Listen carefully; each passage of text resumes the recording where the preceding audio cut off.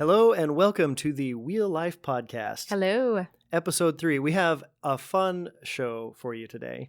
Yes. About one of our favorite topics from while we were overseas. Living in country homes. The legend of country homes. Country homes. How do you start? Okay, we have to tell a little bit about the history of country homes. Yeah. I don't even know that we were aware of the history when we got in there. I just knew it was a place that a lot of missionaries lived. Right. Yeah, a lot of our friends lived there. We knew that missionaries from other organizations lived there. And it has a Western name. It's called Country Homes. Mm-hmm. It's Chiang Rai Country Homes. So we thought, well, this is interesting. And we went, and turns out the homes are beautiful. They're fairly large homes. And we found a lot of this out later. But basically, Country Homes was built as a Western-style neighborhood. But it was kind of geared towards higher income families, for sure. Thai families, but a Western-style neighborhood. Yeah, really high end. Yeah. So the houses were big, beautiful paved sidewalks, huge clubhouse. Remember, the clubhouse had a great big pool with a slide into the pool. There was a sauna inside. Back in the day. It was a fitness center. And, you walk in the clubhouse, there was that big chandelier hanging and everything. It was deluxe. The workout room. Unbelievable. And this is where you get to live as missionaries in Thailand, except for one thing, that it was all completely and utterly abandoned and trashed, right? Yeah. So the story goes, and we say the legend of country homes because this is one of those things that I don't know that we'll ever know the exact true story. I'm not sure who actually knows. It was one of those things that you would hear from other missionaries. You'd hear it from, some of locals. Our local friends, So everybody there knows about country homes, even if they didn't live there. Everybody knows about country homes. Yeah. Because there was so much money that went into this development. Yeah. And it was about 30 years before we were there, because we've been gone about, 3 years now. Yeah. It was just literally everybody walked away and abandoned their houses, brand new houses. Because there was something that happened, and it was really tragic at the time, but they had that big beautiful clubhouse and they had the pool, and there was a kiddo who ended up drowning in the pool, as the legend goes. Yep. And the legend says that it was because they built it as and we've heard different versions of this, but they built it as a Western neighborhood, and at least at the time they had not put up a spirit house. And so Thai spirit houses or Buddhist spirit houses are, as we've been told, what looks like a little birdhouse. It's like a little miniature house that you put out in front of your property or your business. And the idea is that you put offerings of food and money and stuff on this spirit house, and the evil spirits will go into this little house and take your offering or whatever, and they will not go into your place of business or your family's home. And so this is supposed to protect your house. And it really, when you're traveling around in Thailand, you see them at all of the homes everywhere. And the neighborhoods and businesses. Hotel. Yeah, I was going to say, I know they're in the hotels. They're 7-Eleven. That's true. So they're really everywhere. So it's kind of actually surprising, if this is true, that they weren't built as one of the first things, and there were actually people living there when this happened. So, and it goes with the legend, though, that because there was no appeasement of the evil spirits, that this child drowned in the pool. And that's why, because the evil spirits were angry, and so they drowned this. It's crazy, right? So it gets even better, though, because even after that, the families were all completely freaked out, as the legend goes, and fled with just the clothing they were wearing. That's what we've heard. Yep. We don't know if that's true, but... Right, but we've confirmed some of it, because the house that we ended up in the back storage rooms, there were wedding pictures and dishes and just all the personal family effects. Right. All the beds were left in the houses. Yeah, the kinds of things that you wouldn't leave behind if you were just going to use your home. Yeah, or use it as a rental or something. Yeah. And that's another thing. They have been using it as rentals, but finding the owners is a little bit tricky. They're not really, they're very distant. They live in other cities. Yeah. Right. Yeah. And they just don't care. Like they walked away from these very expensive homes and just said, we don't care that we lost money on them.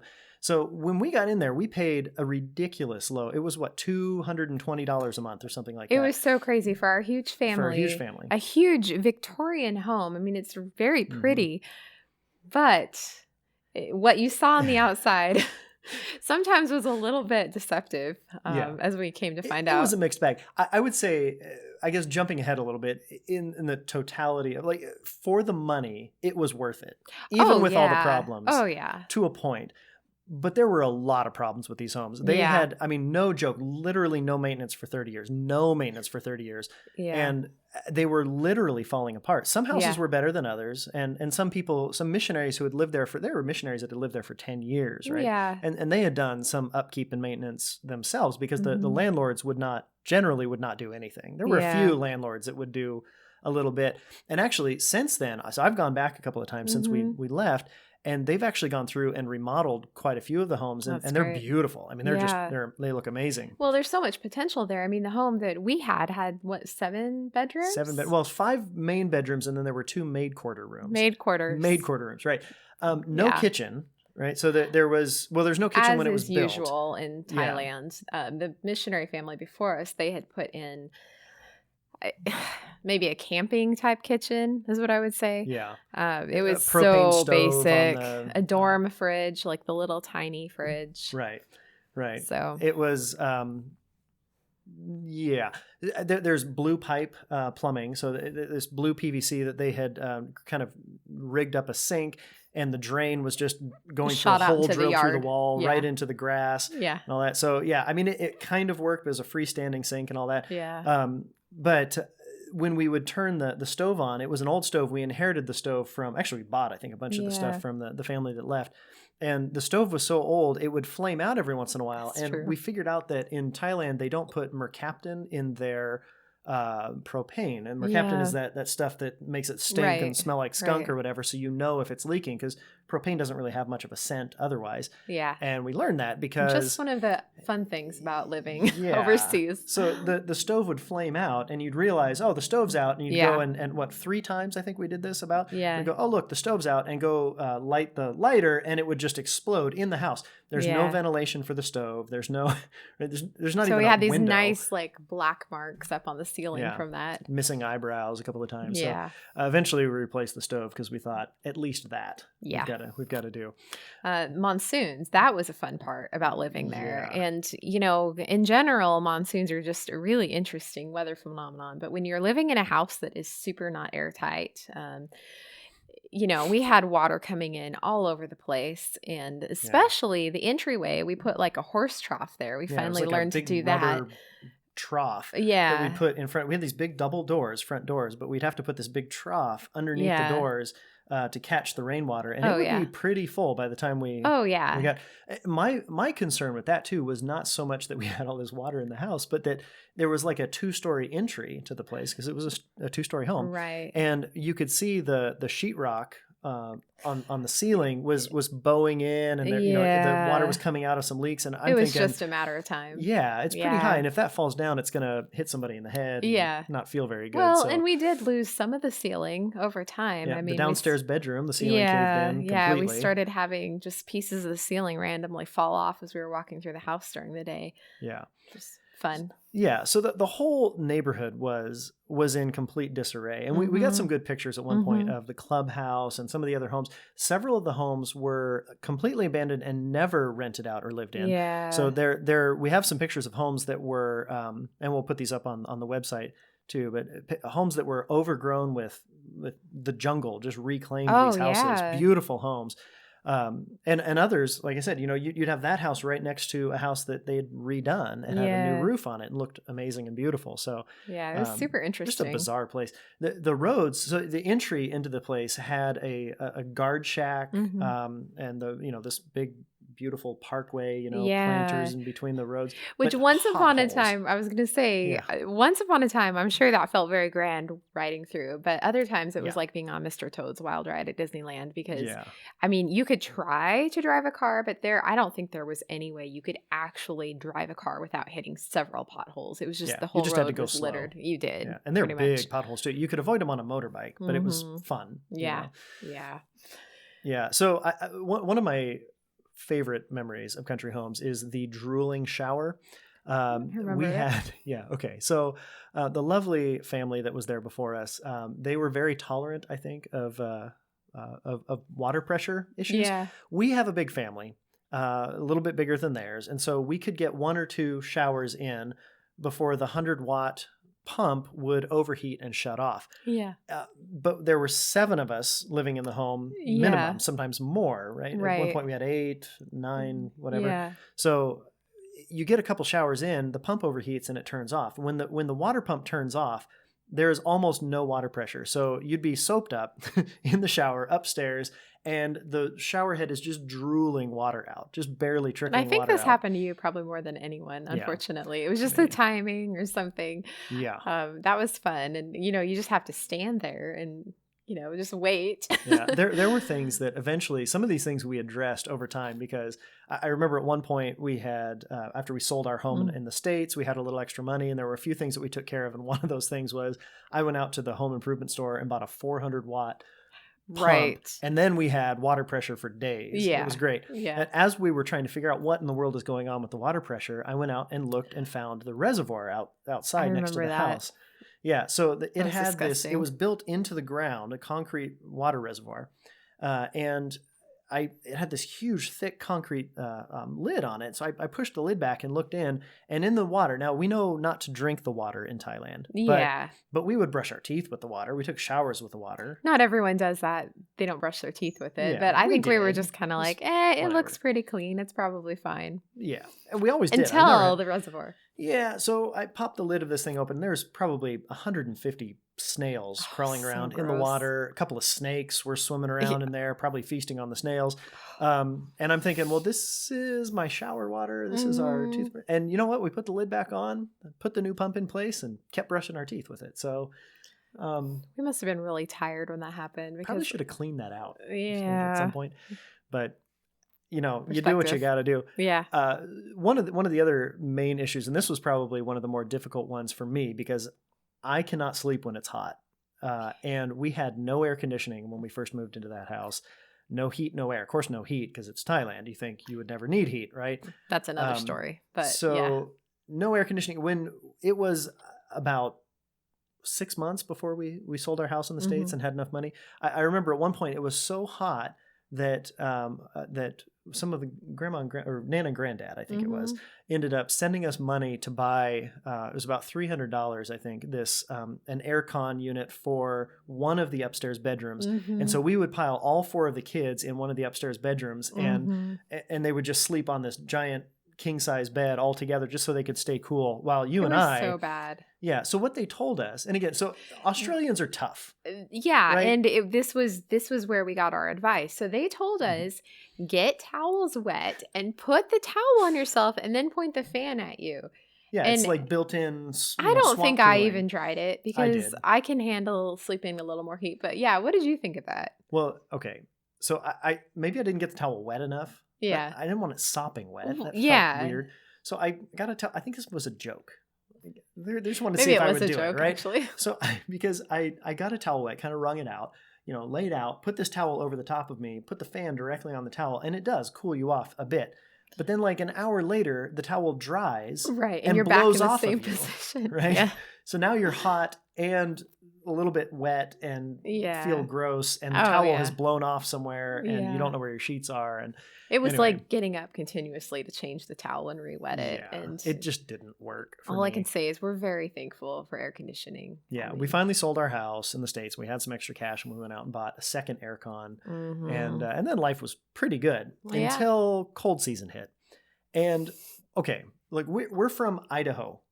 We understand cold. It gets really, really cold in Idaho. Which is why I could never have fathomed that we could get cold in Thailand. Not really cold. Not really cold.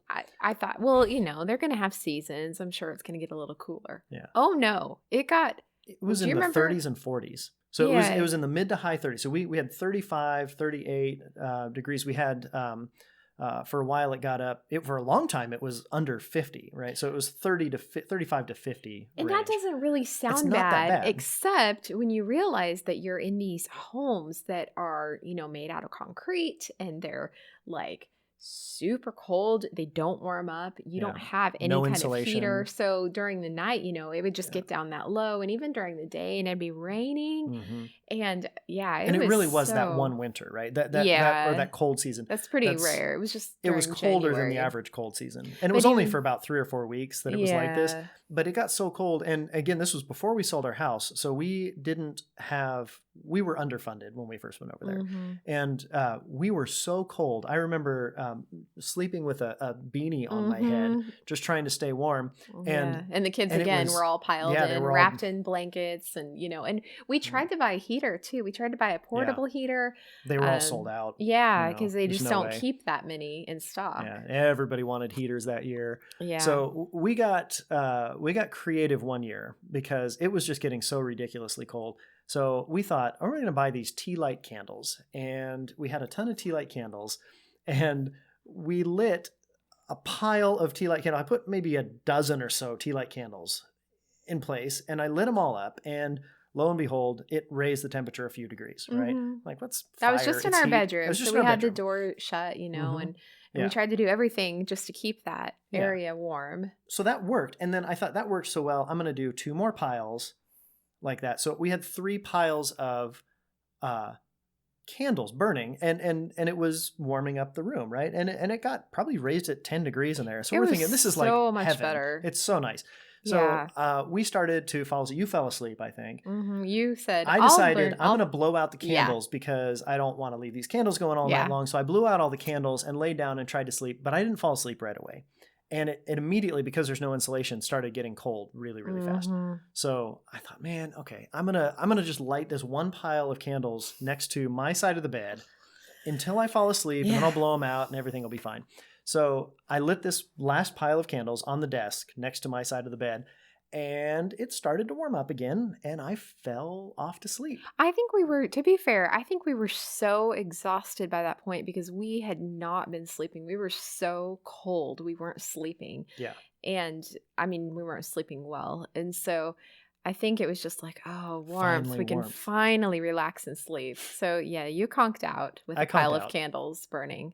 And then the next thing I remember, I woke up to an even warmer bedroom because I looked over and the desk and this pile of candles was on fire. There was 18 inches of flame. So basically all of these little tea light candles together had ignited the wax, and it was actually burning the wax and this massive flame on top of this thing. So I get up groggy, right? I just woke up, and so the first thing, I think I tried to blow on the candles, right? Yeah, so, that was super fun because your breath just like moved those flames right across the desk, and they hit the curtains, and then the curtains just go up in flames. That's about the time I woke up. Yeah. So now the desk and the curtains are on fire. Yeah. And then you're up. Yeah. And so you started running. You went for water. Water, right? Yeah. Something. So you went to go get water, and I got a blanket or something and started beating the thing, trying to beat it out. So we ended up getting the fire out, which was great because we don't even know what to do. I don't even know how to call the fire department in Thailand.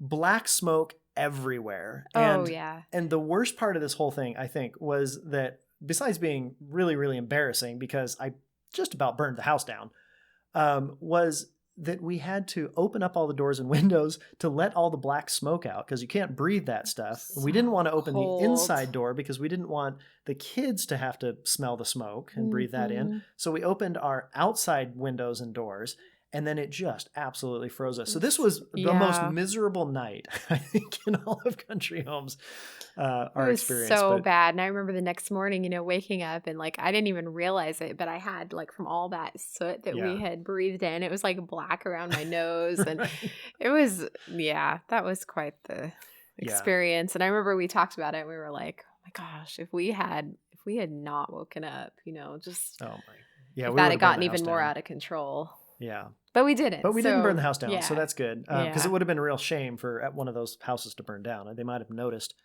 It would have been a real shame to burn a house down in a foreign country. Yeah, I think we escaped. Thai prison, debtor's prison looks like. I think. Yeah. So yeah, we had a lot of adventures when we weren't trying to burn the house down or explode things in the kitchen. We were mostly fighting wildlife within the house. And anywhere you live in Thailand, and I'm sure a lot of countries in the world, you're going to have that, especially the closer you get to the equator. You're going to have a lot of that kind of wildlife. But country homes just lent itself to having. It was special. It was, because it was such a jungle already and so untamed that all of the wildlife just loved it there. Yeah. As we heard, because one of the first things we heard before moving in was a tale of a 7-foot cobra that they had captured. Yeah, like the weekend before we moved in. Right. And you think that would have been like a huge red flag. Like, maybe don't live there, but I think that whole price tag of whatever $200 something for all 7 of us to live, I think that was just too appealing. And it was kind of like, cobra or no cobra, this is something very affordable. And we thought, we've got a dog. Dog will eat the cobra. Well, which isn't always true, as you remember with our neighbor. That's right. Our neighbor, a cobra their dog was barking at a cobra or something, right? This happened before we moved in, but this was another legend there that our neighbor went after this cobra that was threatening her dog. To save her dog, she went after it with a kitchen knife. Not even a machete, which every good missionary has. That's just a garden tool. Oh, yeah, we all got machetes. Still got one in the basement. But hers must have been, missing in action, because she had to grab a kitchen knife and go after that. Again, Australians. Yeah, they're tough. So, side note, Australians. We met a lot of Australians and New Zealanders, Kiwis, right? And the difference between the two was hilarious, because apparently in Australia there's about 5,000 species of bugs and animals that can kill you in your sleep. And in New Zealand there are 0. So even though those two places are close geographically together, close, right? Yeah, they are night and day different. So our Kiwi coworkers and volunteers would be absolutely terrified of all the wildlife, and the Australians would just be like, and to be honest, coming from the Pacific Northwest, we were in that place where the cold hurts your face. That whole joke about kills all the bugs. Yeah, it kills all the bugs, and so that was also alarming to us. And I mean, I think probably our first introduction to the wildlife was just all the geckos crawling around inside, which we actually liked. Yeah. I mean, you get to a point Friendly where little yellow geckos. They don't really bother you. I think the babies were the worst, because the babies would get in bed. They wouldn't notice, stay out of people's beds. So they would get in bed, and sometimes you'd lift your covers and there's a baby gecko running off. And so those kind of freaked me out. But they weren't the worst by far. No. Well, we had the baby geckos, and then we had the full size geckos, the tokay geckos, and they were fine, but they were just really, really loud. Do you remember when we first moved there that they told us I don't even know, maybe they were joking with us, but they said if you see a tokay gecko, or if it bites you, you can't just pull your finger out of its mouth. You have to cut off its head or drown it. Right. This is what we were told. This is week 2 living in Thailand, and I'm just picturing myself all of a sudden they're naturally going to go after my fingers, which wasn't true at all, but that was the impression I had, that they're always going to go after my fingers. So yeah, I was pretty freaked out over that. Yeah. I mean, nobody ever got bit by one, so no, none of us did anyway. No, but they were more annoying because at nighttime they would do their tokay sound, and it was so loud. It was so unbelievably loud. But it was, of all the bugs that we saw there. So one of the most, there's 2 that are shocking to me, and tell me if you agree. The 2 most shocking were the giant Asian hornets. Oh yeah, right? The ones that were supposed to have come out. We call them murder hornets here, yeah, right? They're murder hornets. Yeah, and the murder hornets, I guess we'll call them. We never called them that over there. They were just giant Asian hornets. Yeah. I mean, and they're the size of your extended thumb. They're huge. They were scary, legitimately scary. And Huntsman spiders were disturbing. They didn't bother me. The problem with Huntsman spiders to me was that they're as fast as flies, and they're about the size. They're a little bit smaller than my hand outstretched. They're not quite that big, but they're like a tarantula with a tiny body. Yeah, which for some reason helps a little bit in the fear factor for me personally. The smaller the body is, the more I feel like I have control over it. But even with that being the case, it was still scary. And we had several they were of them. so fast. They're so fast. Remember that time you were trying to kill one and in the shower? Yeah, all we heard was like this, violent whacking happening, I had a back scratcher. Yeah. I was trying to kill it with a back scratcher. Yeah. And here's the thing. I'm a drummer by trade, right? I'm pretty good with a stick in my hands. I'm pretty accurate and pretty fast, I would think. I'm fast enough to kill you a had nothing spider. On that spider. I couldn't hit it. I tried and tried and tried. I couldn't hit it. So I ended up finally, this is after we got the pump, the water pump. We had the water pressure and it was in the shower. So I pulled the shower head off and just sprayed it down and killed it with water. I didn't kill it.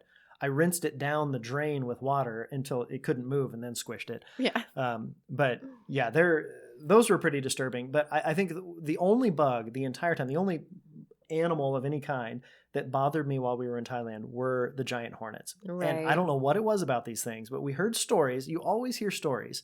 Tokays won't let go of your finger. And it's always exaggerated stuff. Right. But still, you're like... But there's some concern, Yeah. So the hornets, the stories that you hear is they will always go for the head was what we were told. They'll buzz your head and they can kill you, right? If you get swarmed by a bunch of giant hornets, there's enough toxin in there that they can put you in a coma or some people die from this.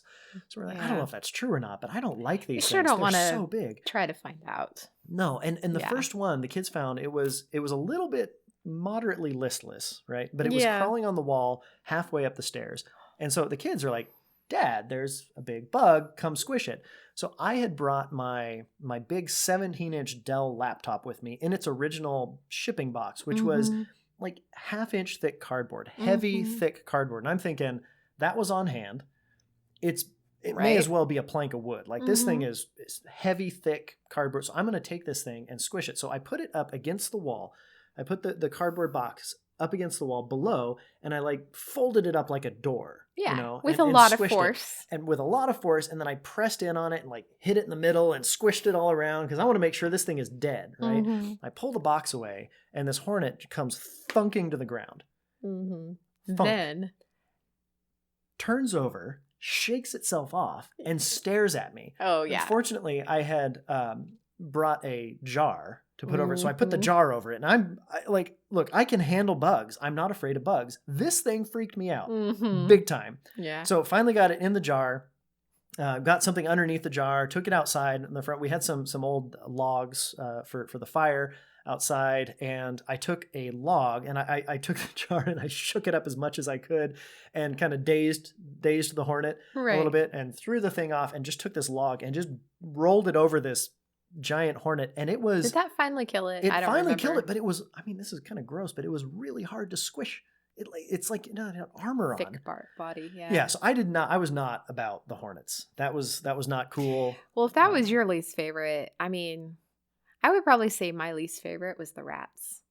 I thought you had a treaty with the rats. Well, we joked about it, but there was really... Obviously, they didn't actually sign anything, so, We thought we had an agreement at one point. Right. So we were aware moving into country homes that it was pretty common to have rats in the ceiling. And that's just part of life. Well, the problem was when the monsoon rains started falling and we started losing chunks of the ceiling, it started making these little rat holes where they could pop their head out. And they did. Yeah. So that was, if they had just stayed up there, we would not have had problems. But it was when they decided to pop their heads out at us. And, I'm okay if I'm awake and I can see it happening. But if I'm asleep, I do not want to know that. Yeah. Well, we should say the treaty was in place because, and this was, obviously it's one-sided treaty, but the treaty was in place because we thought if we put rat poison up there and kill them, they're going to crawl around in the attic. We had no access there. We'd have to rip the ceiling down to get to them. We looked and looked. I couldn't find any access to the attic space. So, and we heard stories about people doing this. They would kill the rats and the rats would die up in the attic and then stink because they're not small rats. Right. That happened to our next door neighbor. Yeah. We didn't want dead rats. So we thought, we'll leave you alone. You leave us alone. Yeah. Which worked for a while. It worked for a while. The worst one was the day I opened a desk drawer and I opened it and this rat just flew out. And I think I ran screaming. I definitely ran, but that was pretty much the worst thing. That and the gecko popping out of the toaster that time. The toaster. And that didn't happen to me. That actually happened to Allie, but she put toast down, and I think it was like a 2-slot toaster, and she put toast in one side and she pushed it down and it got hot and the gecko just popped right out, and they were screaming with that too. So yeah, after that I remember we always put the piece of cardboard on top of the toaster. Cover your toaster, people. Yeah. That should have been like in the you just arrived, this is your first piece of advice. Yeah. But yeah, there was one of the other ones I remember. There's a couple more. We had a lot of wildlife in country homes. Mm-hmm. But I remember coming home one day, and it was our first experience with we call it mayfly season. Mm-hmm. So I've looked actually just recently, and there's another whole podcast episode about this that we're going to do regarding the mayflies. Okay. Yeah. Foreshadowing there. But they're not actually flies. They're termites. Did you know that? No. They're flying termites. There's a couple of different ones. Termites? Yeah. Well, don't give it away now. Oh, okay. Wow. But yeah, so there's a couple of different bugs that swarm. But this one, and this may not have actually been the termites because they were the really big fat-bodied ones. But I came home on my motorbike, parked it in the little covered parking area. And as I'm walking towards the house, the sun goes out and it just, I just hear this, zzz, the slow swarm. And I look up what looks like billions of honeybees or something, like these giant things.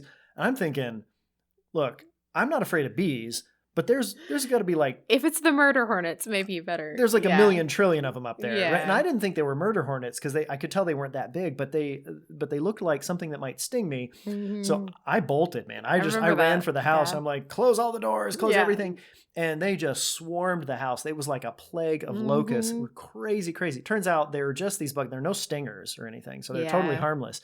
But man, when you first see them and it blots out the sun. And they come out like that in swarms. Yeah. So just crazy. Usually after the rains and things like that. Yeah. So that was the only year that we got that particular bug swarming like that. But man, that was nuts.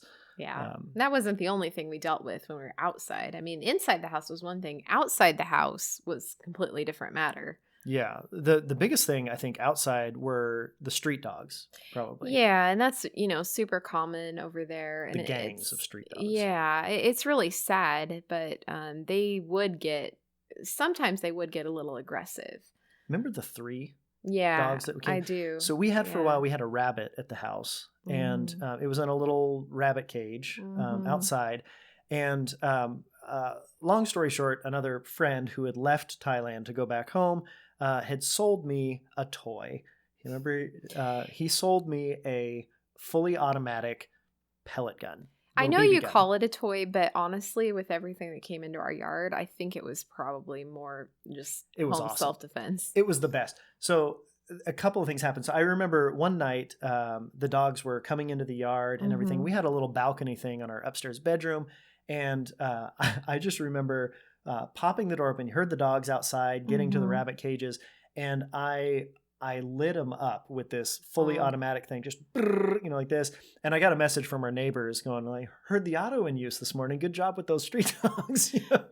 Was that the time, though, that one of them you had to go out and he didn't back down? Like he actually... No, I didn't have the gun there. Yeah. But they were trying to get to... So there were those 3, that pack of 3 dogs that would keep coming in. And I walked out one day because I heard them. They were always trying to get the rabbit. And they were dragging the rabbit's cage. They had gotten their teeth around the cage and they were trying to drag the entire cage away. Yeah.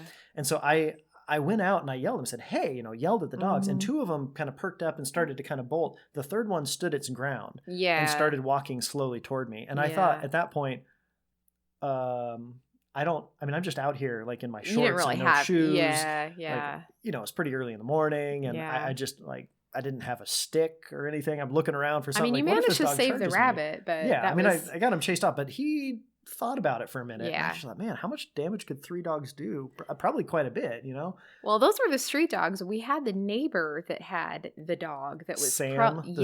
Was the worst threat to all of us in country homes. The German Shepherd. And I don't know, it was not a missionary family that owned Sam. And we never met them, but there had been repeated complaints about the dog. Yeah. Calls to the police. Yeah. One of our good friends got chased on his motorbike. And poor guy. This was so sad. Mark, he got taken down by Sam, the German Shepherd at one point. And that dog, yeah, he was a little scary. He was very aggressive, almost street dog. But Greta turned out to be kind of the street dog whisperer. Yeah. Right? Do you remember that same set of 3 stray dogs that came on? They came on. Greta, for those that don't know, so we have a dog that's a service dog, or she was a service dog. She's retired now, but about 130, 140 pound Saint Bernard. And she's super calm. And part of her training was that she was supposed to be able to just be around other dogs and just ignore them completely, not be affected. But we didn't realize that, I guess that also translated into, with her not being affected, all the other dogs were kind of like numbed by her presence as well. Yeah. Except the one time, do you remember? So we had those 3 dogs. They were in, I think it was one of the times they were trying to get to the rabbit. And I opened the door and Greta went out. Usually we try and keep Greta in, but I let Greta out and I thought, oh no, she's going to run and chase these dogs. I mean, she's 4 times their size. Yeah. But she just calmly walked up to these dogs and kind of stared them down. Yeah. All 3 of them calmly turned and walked in front of her, and she escorted the dogs to the edge of the property and then just stood there until they left. That was truly amazing for this very mild-mannered, sweet Saint Bernard. Yeah. She didn't say a word. She just walked into the edge of the property and then came back in, laid back down on the kitchen floor, and she's good to go. So she's so cool. Yeah, that was impressive. I'm like, man, I took me a full auto pellet gun to get rid of those dogs, and she just escorts them quietly to the. Well, God knew we needed her for a lot of reasons. Yeah, the one thing I almost forgot. Do you remember? Speaking of termites, flying termites, do you remember what we found behind the curtains? Yeah, I forgot about that, right? Yeah, I don't remember exactly. Was it piles of dust, or was it like those little They were termites. Yeah, they built those dirt homes. That's what it was. Covering the entire entry of one of the doors. It was behind. We had a couch up against, and we had these curtains that never opened. And when they opened, they only opened part way. So it was behind where the curtains were. Well, this went on for, I don't know how long it took these termites to build this stuff, but massive, like, I don't know, 12-inch termite homes. Well, and it was part of the whole thing with country homes is, it looks good on the outside, but then you start peeling things back and it's a disaster. That was part of it. And just, thinking now this house is going to collapse on us someday, whether it's from monsoons or termites or, rats gnawing at the ceiling. It's coming down. Yeah. Which sadly, that's what finally motivated us to get out of that place. We had to leave after not get 2 years. Yeah. We couldn't get any maintenance done on the place. And the water was getting so bad. We'd already had a couple of ceilings cave in, a couple of rooms. There's not really a Home Depot per se there. It's really hard to find tools and things like so. I had a really hard time fixing things myself the way I would here. It's not a big deal. There, it was just everything was just a little bit more difficult, and our Thai language skills were not that good. So I tried for a while, to work through the landlord and say, look, if you want us to keep renting, you're going to have to fix a couple of things. Otherwise, we're going to have to move. But then remember, it started to mold. Yeah. And we started to get really concerned about the mold. And we thought, this is just too... As the pieces of ceiling would drop off, you just see this black mold. And I may not be an expert on all health situations, but I know that my kids and family, we did not need to be inside of a mold-infested house. Yeah. It was not a good idea. Here, it would not have been legal to live in that house. Not by a long shot. No. So... Which probably is... Most of the places that we and our friends over there lived was probably had quite a few problems that wouldn't be legal here. Yeah. So sadly, at one point we decided, after a couple of years, we need to go ahead and say goodbye. And we spent our last year over there in a village called Doi Hong in a house with a beautiful kitchen it had a real working kitchen. It had a sink. It had a stove, small stove, but it had a stove. A real stove and an oven. Yeah, that was miraculous. That was after a couple of years of not having that. That was pretty. Was pretty impressive. But we will never forget country homes. We'll never forget country homes and the legend. We may at some point circle back around and get some stories from some of our friends because we have stories, but I think there are probably hundreds of stories out there about country homes. So You may hear another future episode with more fun country home stories, but we just thought it'd be fun to share that one with you. Kind of real life missionary on the ground story. Yeah. The greatest missionary housing in the history of missionary housing, right? Absolutely. Fantastic. Yeah. Great neighbor. I mean, it was perfect. If it hadn't been falling apart, it would have been 4 times the cost. Yeah. So it was just cheap. It was perfect. And functional. It was awesome. So good memories. Yeah. All right. All right. Well, that's a wrap. That's it. That's our show for today. We will be back and see you next time.